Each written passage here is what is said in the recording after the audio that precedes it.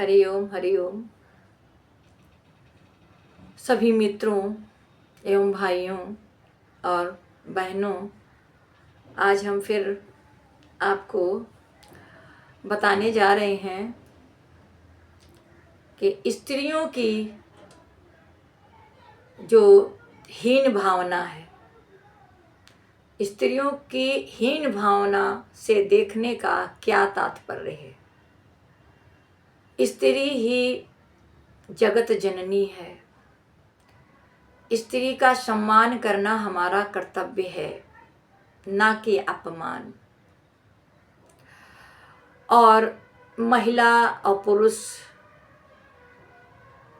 दोनों बराबर हैं, फिर मतभेद क्यों मतभेद है, इसके बारे में हमने कल भी आपको बताया था।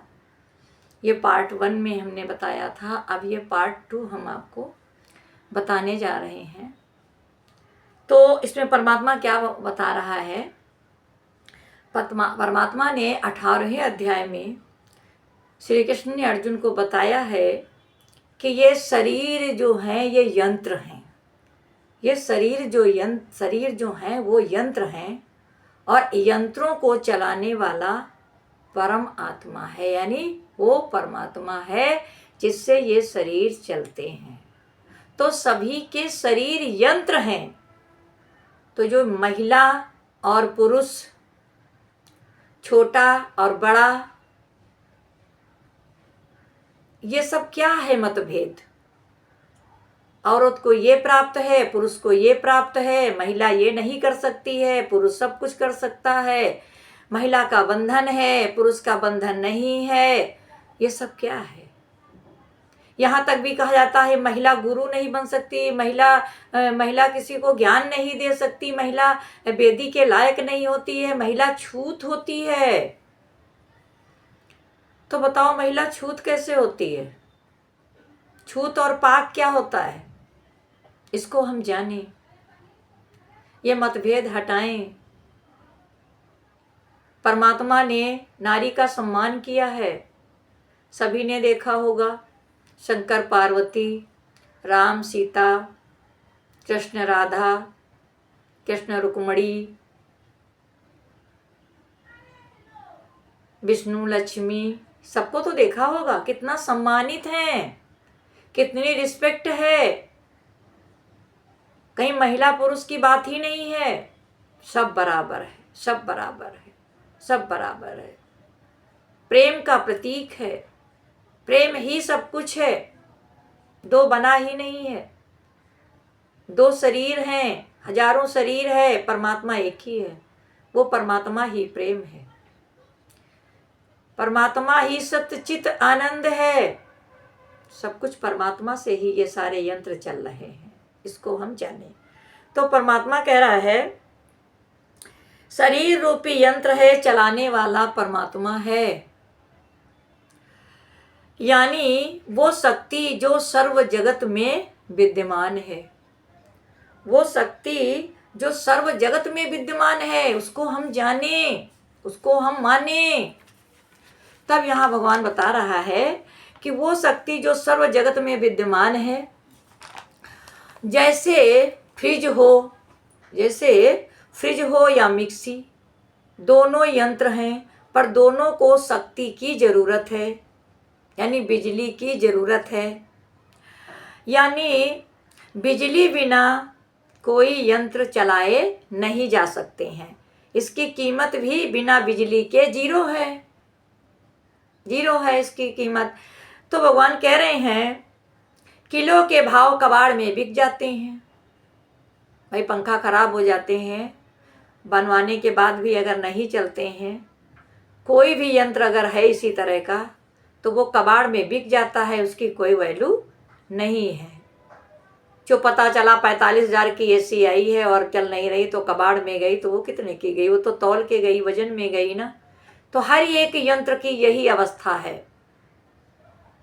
तो ये हम जाने, कोई पंखा नहीं चलता है, कोई एसी नहीं चलती है, कोई कूलर नहीं चलता है, कोई मिक्सी नहीं चलती है, कोई फैन नहीं चलता है। उसको चलाने वाला कौन है?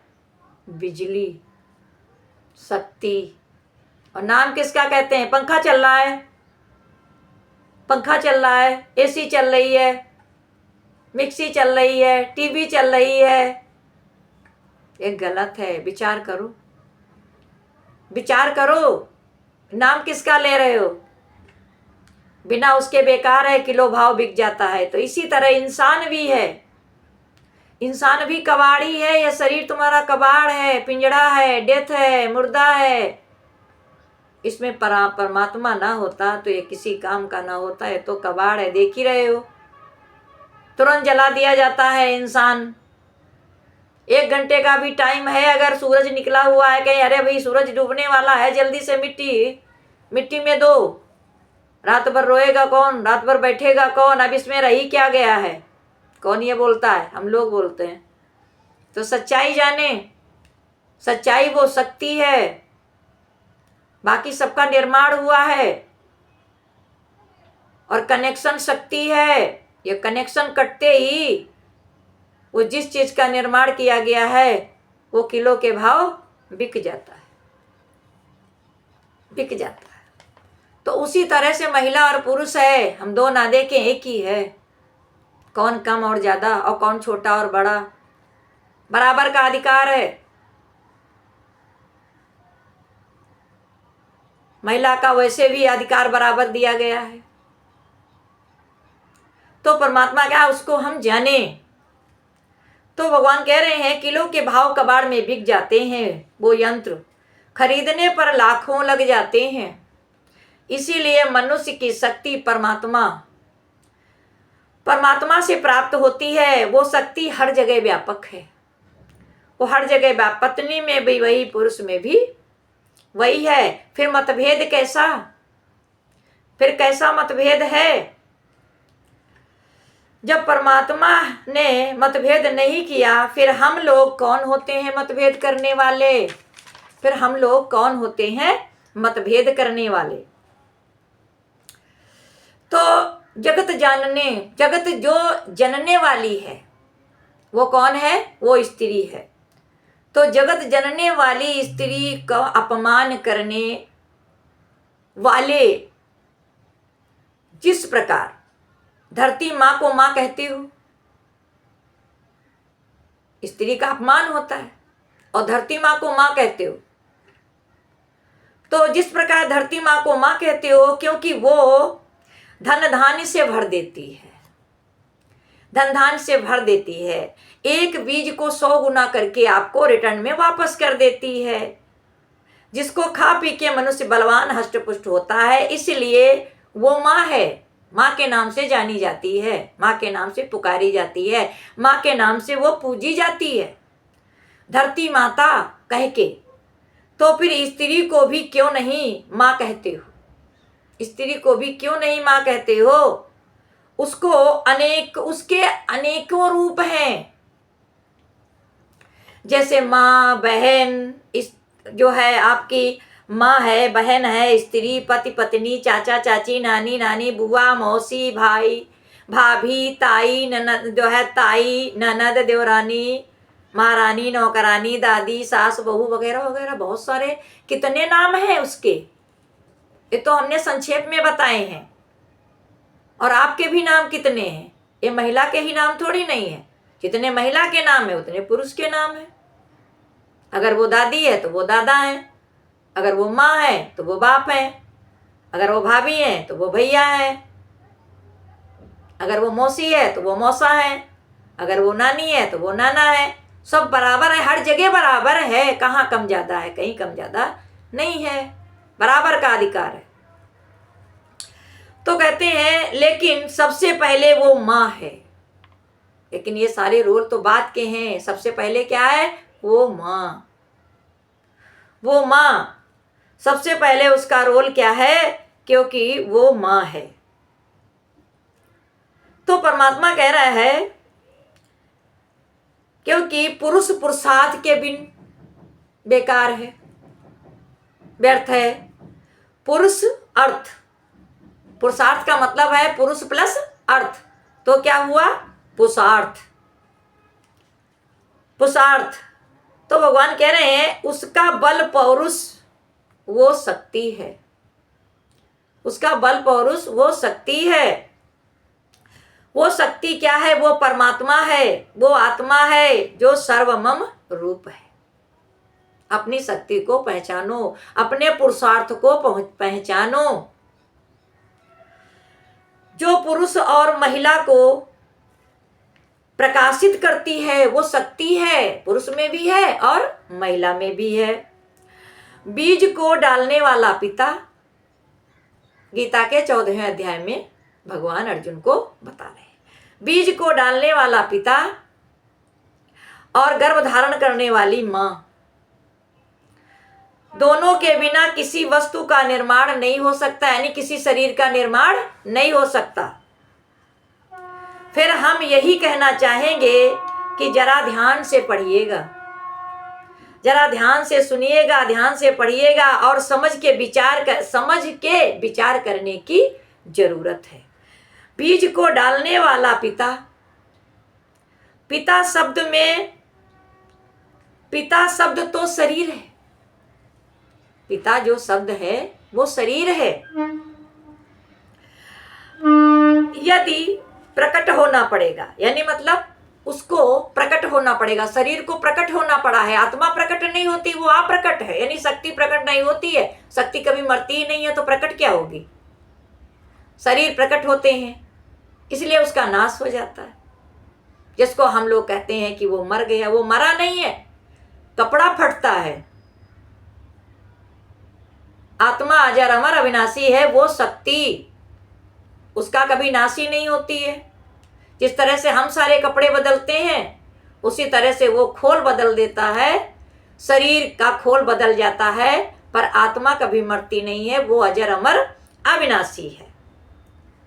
तो परमात्मा कह रहा है कि जो वो पुरुष और महिला को वो शक्ति प्रकाशित करती है, बीज को डालने वाला पिता और गर्भ धारण करने वाली माँ, दोनों के बिन किसी वस्तु का निर्माण नहीं हो सकता है। फिर हम यही कहना चाहेंगे कि जरा ध्यान से पढ़िएगा और समझ के फिर विचार करने की जरूरत है कि बीज को डालने वाला पिता शब्द तो शरीर से है, पिता शब्द तो शरीर से है, यानी प्रकट होना पड़ेगा, यानी प्रकट होना ही पड़ेगा।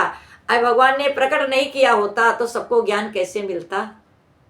वो शरीर में ही आकर के महान आत्मा शरीर को धारण किया ना, वो महान आत्मा है। फिर कैसे पता चलता कि वो परमात्मा क्या है? वो स्वयं रूप धारण करके इस धरती पर आया है, हम सबका संशय दूर करने, भ्रम दूर करने। मैं शरीर नहीं हूँ, मैं आत्मा हूँ, ये शरीर कपड़ा है, ये नहीं रहने वाला है, पर आत्मा अजर अमर अविनाशी है, ये रहने वाली है। तो भगवान कह रहे हैं परमात्मा अप्रकट है, परमात्मा अप्रकट है।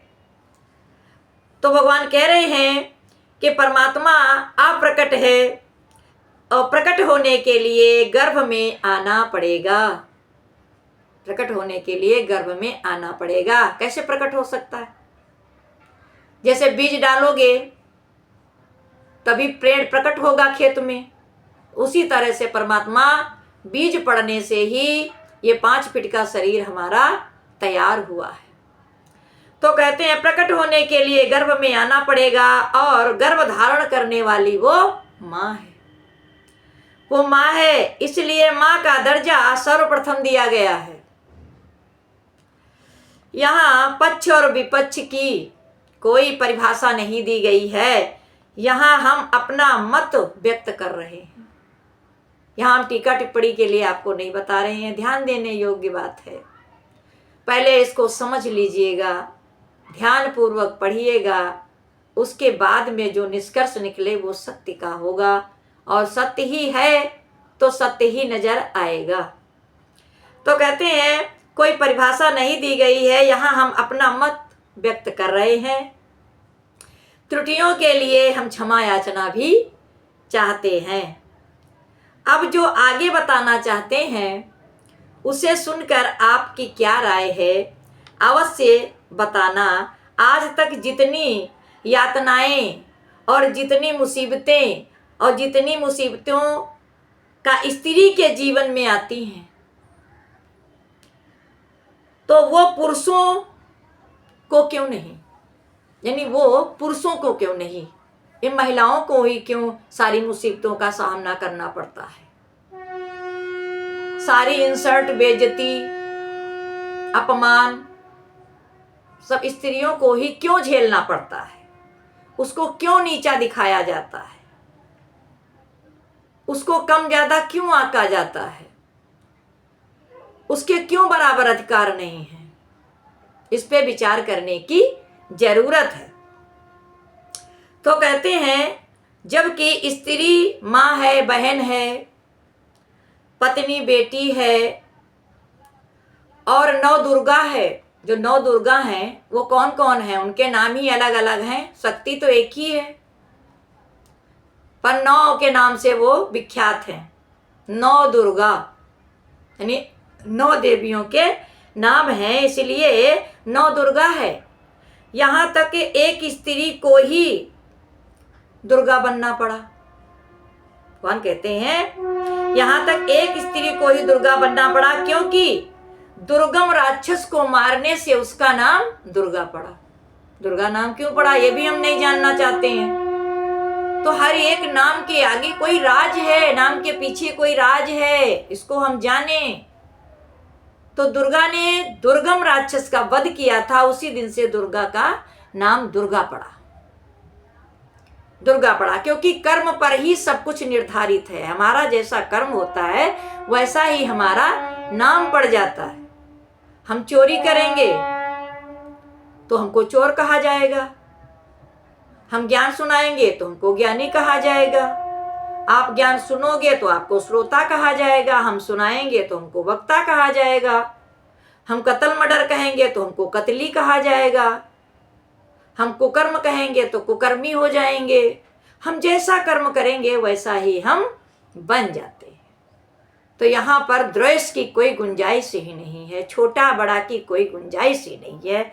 तो भगवान कह रहे हैं क्योंकि दुर्गम राक्षस को मारने वाली स्त्री थी, इसलिए उसका नाम दुर्गा पड़ा। आज के युग में ही रानी लक्ष्मीबाई को देखिए, उस पे कितने जुल्म हुए,